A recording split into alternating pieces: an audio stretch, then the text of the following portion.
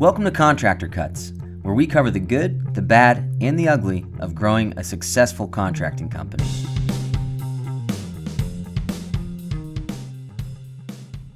Welcome to Contractor Cuts. My name is Clark Turner. I'm Jared Flo. Thanks for joining us again this week. So today's title is clickbait for sure.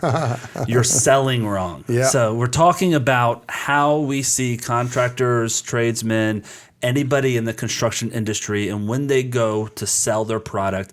We've talked about this before on the podcast, but we're going to dive deeper into it today. And what the main course, the main point of what we're talking about today is you are selling the wrong product to people. Yep. Right? I do kitchen and bathrooms. Let me show you the kitchens we can do. Your kitchen will look pretty. We're going to make your kitchen look good. The customer assumes if you're standing in their kitchen and they've called you, checked you out online, were referred to you from someone else, they already know, 75% of the way believe that you're going to give them a good kitchen. Yep. That's already like, if you've landed that estimate, they're like, okay, this person's checked enough boxes to where I can at least go to the next spot to start having those conversations with those people. And if I have those conversations and I'm standing there with them in the kitchen and they start saying, asking me about this, sure, you can sell your kitchen. You can talk to them about how good of a quality. But at the end of the day, you, just like 1,000 other contractors around you, can give them that same good kitchen. Right. Yours might be a little bit better this way. Shoot, yours might be not as good as somebody else's. But what you're trying to sell is not the delivery of a kitchen into their house. Yep. What you're selling is the process, the trust, the confidence in you, the vulnerability and transparency, the way I deliver the product, and their experience of receiving that product is the main thing that you're selling. Well, and all of that stuff comes from the process, the way that you do things, the way all of that stuff. The reason that those things need to be there and the way that they're going to affect the customer and work well is because you need to look at your customer, whoever it is. Doesn't matter who it is. Whoever you're going to deliver your product to, and what is their pain point, right? What if you're trying to sell to them and land the job, like you just said. There's 100 people around the corner that are going to deliver a similar product, right? The same type of flooring, the same quality of paint going on the wall, the same, right? For the most part, it's going to be a similar product. But what lands the sell is when you've taken the time to look at your client and say, what are their unique pain points? And what is it about me and the way that I operate, the way that my business runs, the checks and balances, the systems and processes that is going to solve those problems for the client? Yep. And then, yes, tell them, here's the great kitchen, here's what we're going to do, here's the things, blah, blah, blah. But I also understand that this is what you may be worried about. This might be your pain points or things that you're afraid of or that you hope don't happen. Let me show you what I do to ensure that we got you covered. Yeah. Right? Yeah. That's right. So we're going to today go through really kind of, if you have different types of customer, what is the real thing that you're selling to each one of these types of customers? Because every single type of customer that you're servicing has a different need, has a different scared of what can happen. Like I'm worried, a homeowner's worried about being screwed. So we want to sell to that versus, other people that we're going to talk about. How do we identify what we are selling to that person? Yep. What they're looking for to say, check that box, I'm hiring this company. Well, and one thing I do want to say is that it is completely understandable why the majority of contractors that are out there are I'm standing across from you and I'm just trying to extract from you type of transaction, right? I am good at what I do. You've told me what you want. Just get out of my way. I'll get it done. Give me my money. Right? That becomes the transaction. It kind of becomes the default because the business is difficult. Customers are crazy. There's so many variables that it's like, look, I know what I'm doing. Just leave me alone and let me do my job. Yep. Right. Yep. And the less interaction I can have with the client, the better the job is going to go. Yeah. But the problem is that that is not delivering an experience. That's just delivering a final product, which is why you get to the end of the job and you gave them their kitchen, you gave them their bathroom, you get whatever it is, and they're still frustrated and pissed off and they don't want to pay you the final check. And you're like, what? I gave you what you wanted. Yep. Like, no, you actually, my fears that I thought I was hoping I wasn't going to have with you, 100% came true. Yep. Because you didn't communicate. You shot me a bunch of bills that I didn't know I was going to have to pay. It was more expensive. Never showed up. Never on these showed dates. up. Yep. All the different stuff because you were just trying to spend as little amount of time with the client as possible. Now, that's understandable, Yeah. right? It's understandable that you get to that place, but it's not the correct way to be able to deliver a quality product and a quality experience. And it begins with understanding your client and what are their pain points. Yeah. Right? Well, and I want to build my processes around the most difficult client. Yeah. To where if my process makes the most difficult client happy, everybody else is icing on top. Yeah. Right. And so that's what we're talking about today is the delivery of the product. What I'm selling to you as my customer is not the kitchen. This is the process that we follow. Mm-hmm. This is how I'm going to educate you and answer all of your questions. This is how we're going to operate, and I want you to be fully on board and buy into what I expect out of you and what you should expect out of me before we get moving forward. And now we've got a game plan to move forward together. And so if that's how we approach all of these different types of clientele, mm-hmm. then we're going to approach them differently because they need different things. But at the same time, I've done it the right way where they're not over my shoulder pestering me, micromanaging me because they have all their answers before we got started. Yeah. Well, and this is 101 level sales techniques. Yeah. You read any sales book, you go to any sales seminar, and this concept is going to be the number one dominant one across every sales, thing that you can go buy or, attend.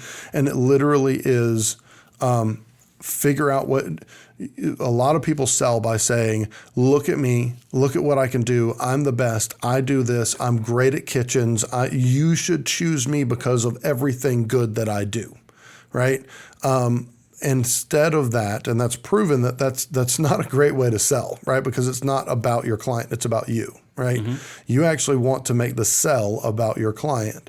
So understanding what your client's unique pain point is and then communicating to them, these are the systems and processes that I have in place specifically for you to ensure that your pain point is solved. Yep. Right? Find the problem, here's how I solve it.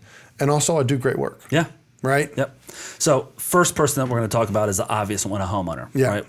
Whatever business you're in, when you're selling direct to a consumer, straight mm-hmm. to the homeowner that's living in the house, whether you're selling them plumbing work, new kitchen, HVAC, a door, whatever you're selling them on their property, what, Jared, is going to be the pain point that we're selling towards? What are they scared of? What is going to make them feel comfortable to sign that contract with you? Well, and in this one, there's a couple different ones. I think the very, very beginning one is a statement that I say, for a homeowner, their problem is not that they want or need an upgraded kitchen.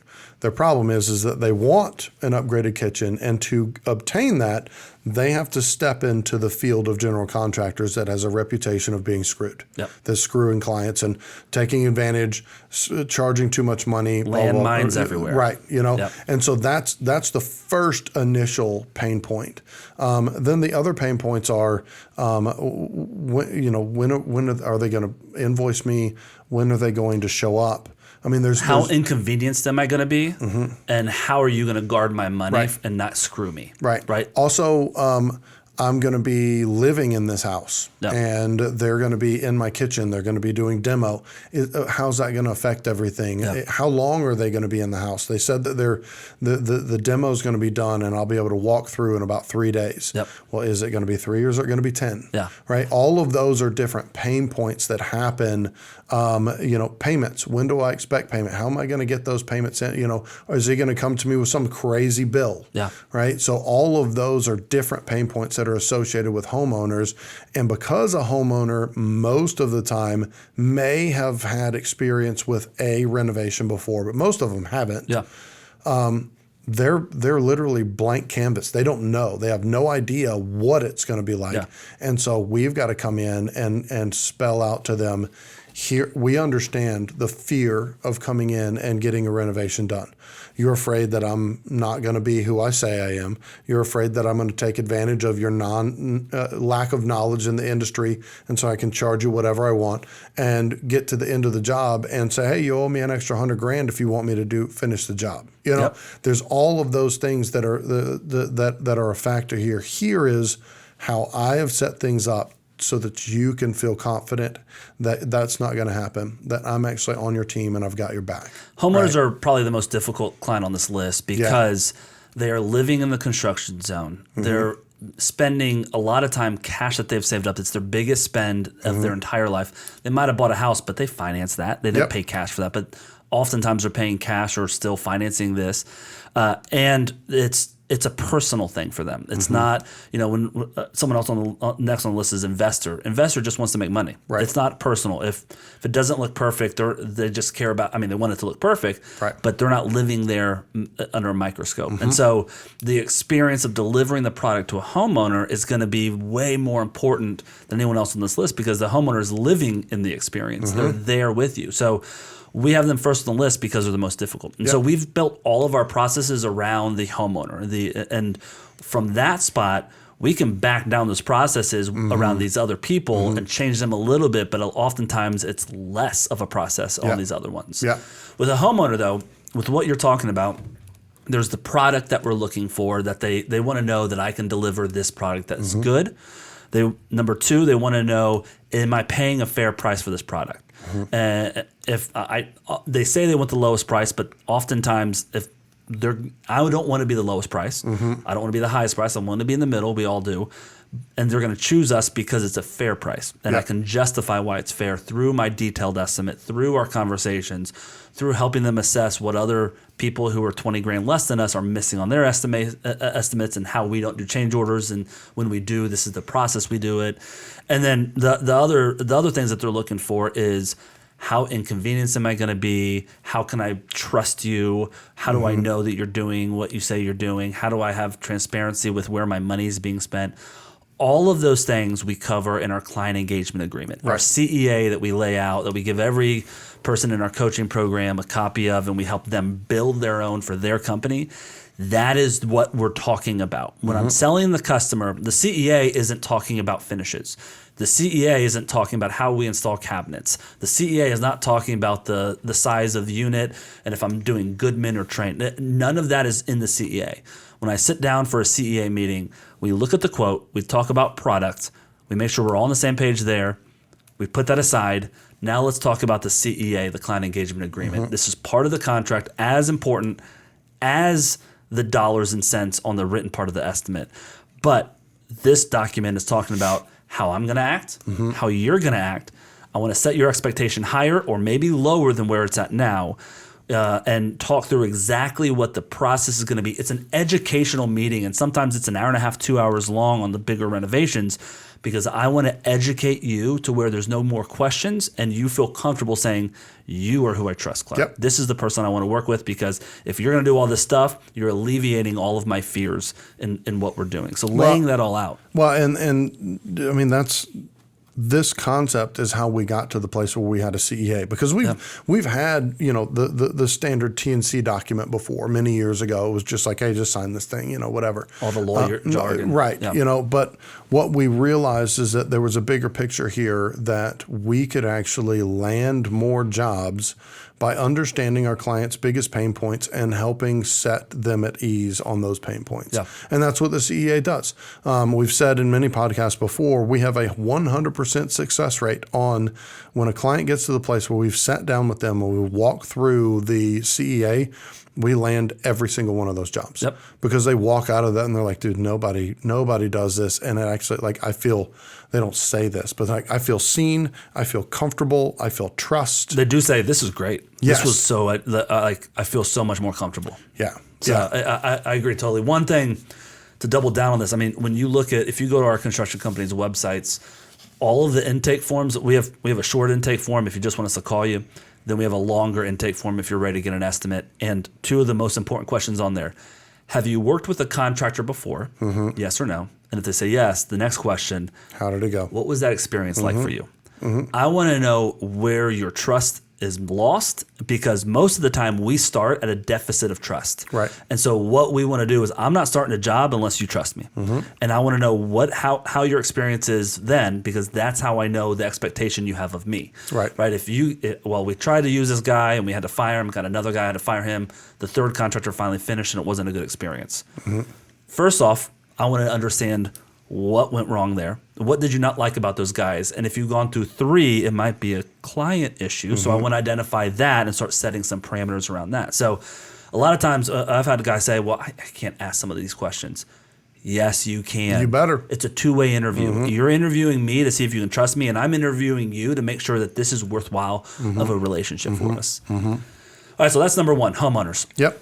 Number 2, investors. Yeah. Investors change.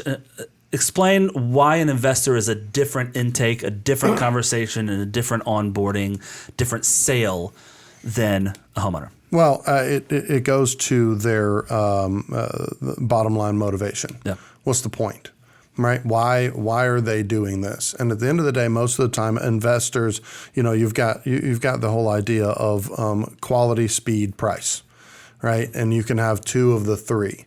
Well, for an investor, quality is important. They want it to be nice, but they need it done fast and to be able to make a great price, right? And so we're engaging with them based on the knowledge that it doesn't. They're doing a flip on a property. They're not doing renovations on a property that they are going to be living in with their specific taste and their specific, I want these type of tiles and I want this type of design and I want, right? That's more of the homeowner style. The investor's point and purpose is to get this in and done as fast as possible for the least amount of money so that when I flip it, I make the most. Yep. Right? And so that's where are the pain points? The pain points are when it takes longer, when there are over budget. When you estimated for them what it was going to cost and it comes in way over budget. Yep. So when we've worked with especially investment companies that are doing hundreds of thousands of these, like big companies, change orders were always a thing that's under assault. Because in the big companies, they literally take their numbers of here's the estimate of what it's going to cost to get this property back to making money again. Yep. And so they're running projections of numbers on all of that stuff. Change orders are the variable they can't control. Yeah. Right? It said we were going to get this done for $20,000 and all of a sudden there was an $8,000 change order. That throws off all of their numbers. Right? So making sure that what I say I can do it at that price outside of things I can't control. Yeah. Right. The other thing is there are some investors that want to be intricately involved, but most of the ones that we've dealt with are like, look, let's come to an agreement of what we're doing at the front end, and then go away. Yeah. Just call me when it's done. And I have that conversation with them too. Like, how often are we walking the job? How often, like, I can get you investor pricing, but I need interaction like an investor. If you want more of a homeowner handhold, I'm okay with that, but the pricing is going to reflect that. And I say that to the investor, because I'm like, you tell me what product you're buying from me. How much of my time do you want to purchase? Do you want me to just knock this out and get it done? Yeah. Right. And it's never accurate, but you're setting that bar in their head as to what they should expect out of you. Right. If I say, listen, I'll give you the cheap investor pricing, we're walking it at most once a week. I'm going to send you updated invoice emails. I'm going to send you invoice or emails at the end of the week. And the investor's like, that's great. That's perfect. That's all I need. Great. That's fine. Right.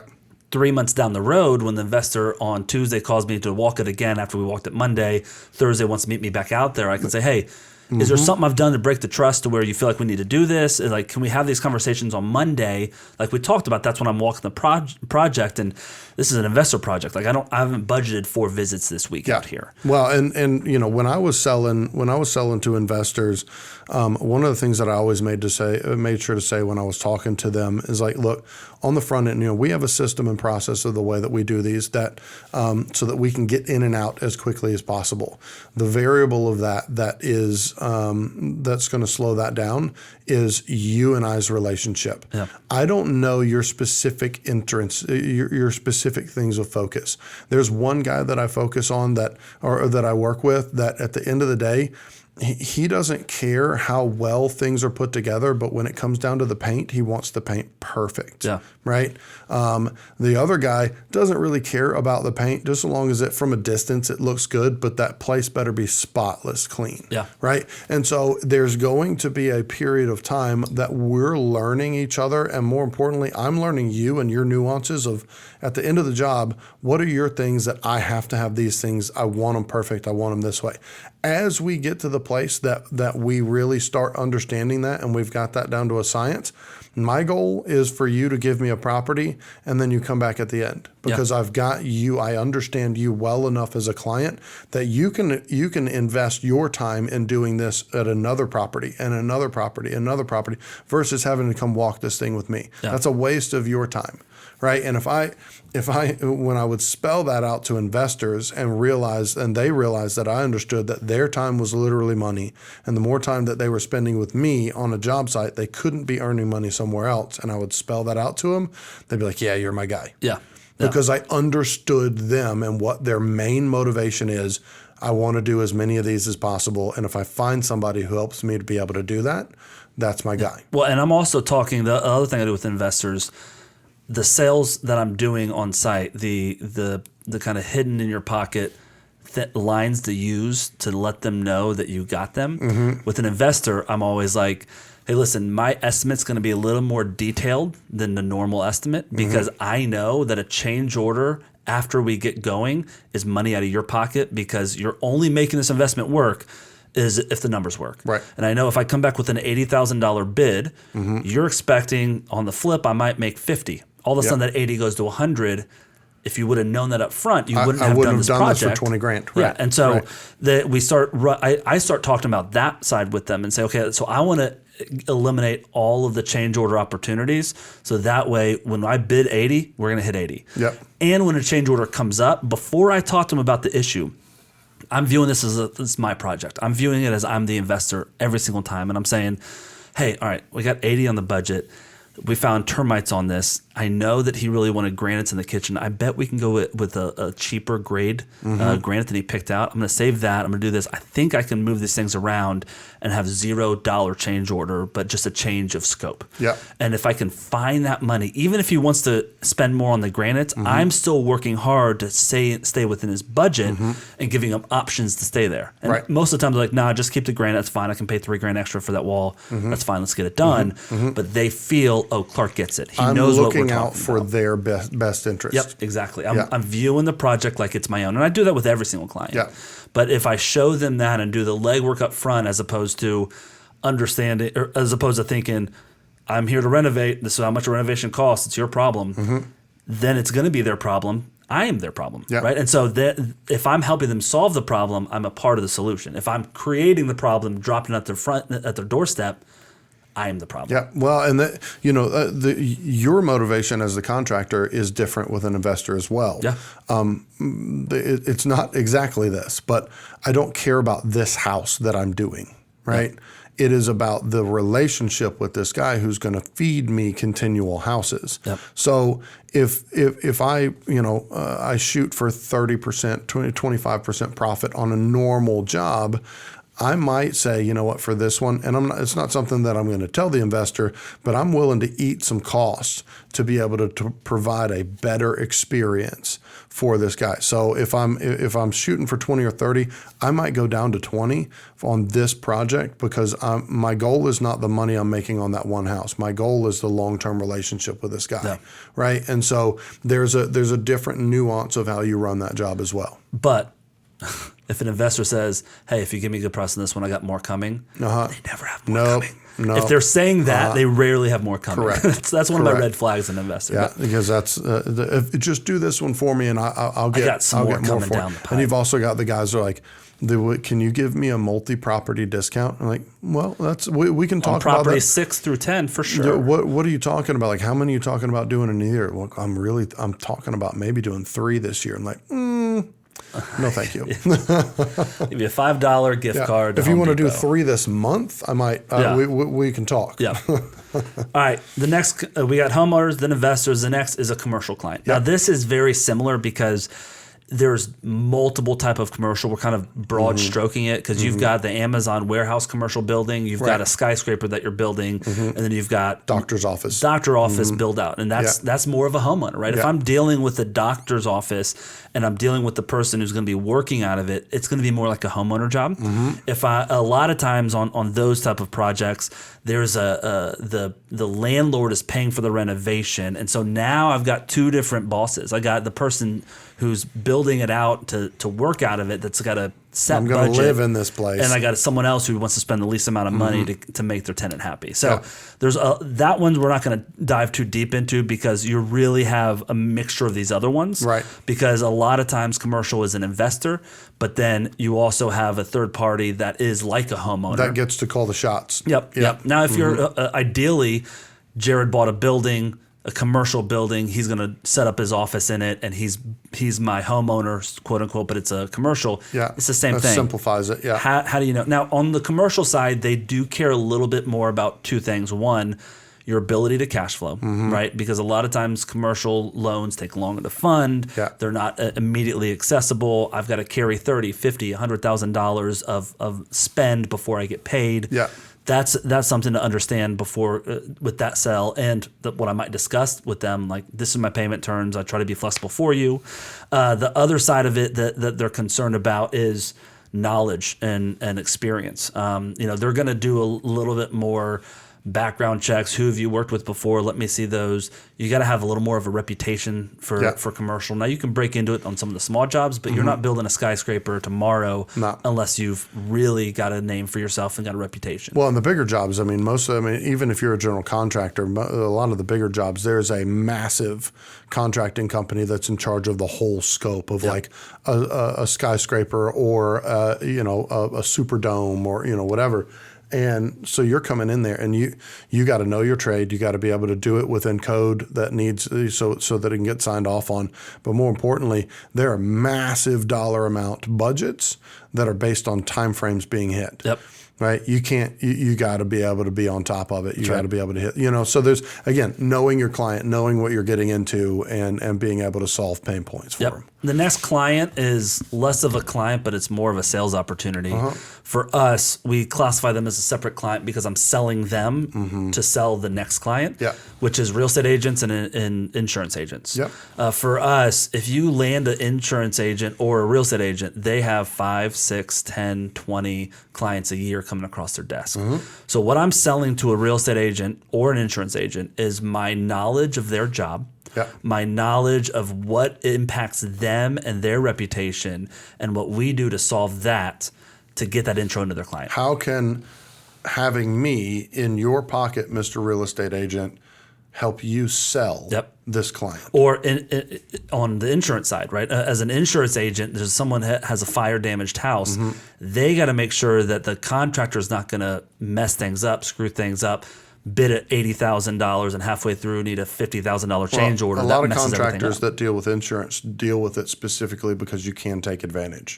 Right? And so finding one that's actually going to do it well, treat them right, and get the client what they want. Make it easy. Correct. Make their job easier. With real estate agents, it's also making their job easier. With them, what's great about a real estate agent is their clients use who they say to use. And so if I can go to you, Mr. Real Estate Agent, and say, listen, I understand your reputation is the most important thing. And I honor that. When you pass me a client, everything I do and say to that customer is to protect your reputation, that they say, that guy is the best real estate agent. He introduced me to the best contractors and whatnot. And so I start selling that aspect of it. This is how I track it. This is how your client can trust me. This is how we ensure that we can't screw them financially. This is how we handle our business. We'll cut you in on any sort of communication if you'd like to be copied on that. But I know that as a real estate agent, you often become a general contractor on your properties that you're listing. Let me handle that. Introduce me to your client. This is how we work with them. But again, I'm selling.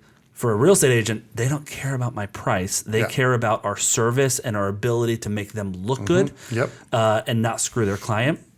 And then I go into the homeowner, and I'm now back down the list selling to a homeowner as to why they got to use us. Yeah, well, and one of the tangible things that we did many years ago is that what is a pain point that a real estate agent legitimately deals with on a regular basis? Inspection reports.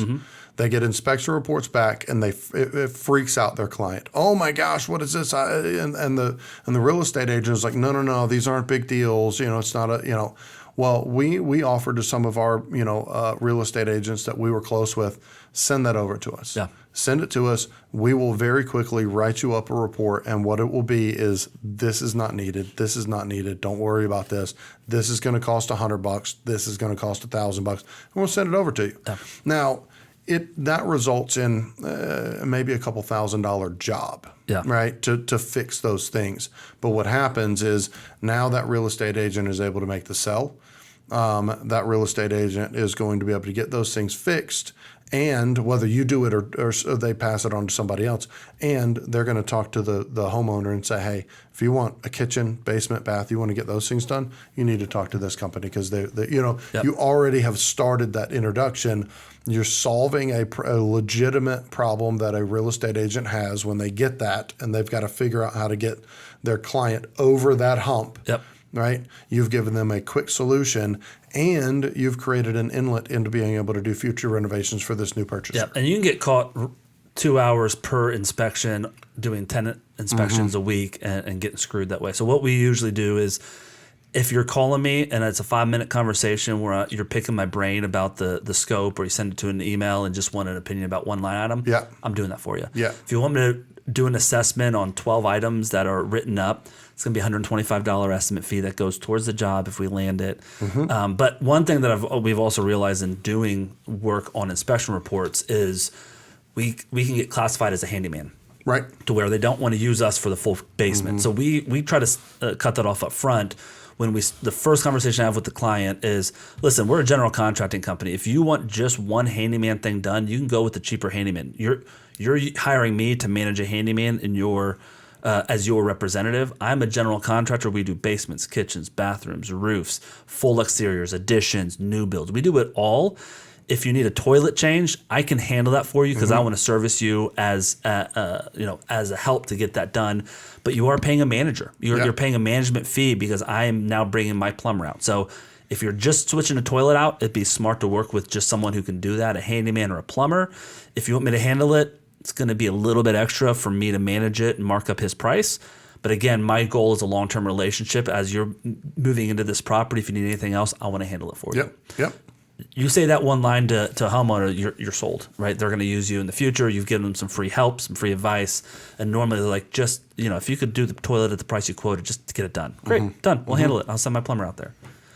All right, last one is contractor. If you're working for a contractor, so if you're a tradesman, if you're a handyman, if you do sheetrock or HVAC or whatever, selling to a contractor is different than a homeowner, right? And so that with a contractor, they don't care as much about price. And sometimes some of the GCs, especially the larger ones, they have a set price that they are a cost plus. And so if my HVAC bid comes in at $6,000, they're getting 15% above that. Right. If it comes in at $8,000, they're getting 15% above that. So they make more money the higher my prices. Now it's got to be reasonable. It's got to be verified, and it's got to hit certain parameters. But they aren't going to nickel and dime me over $300. They want to know that I'm going to make them look good, that I'm going to deal with their customer or their client if I'm dealing with them, or directly with the GC.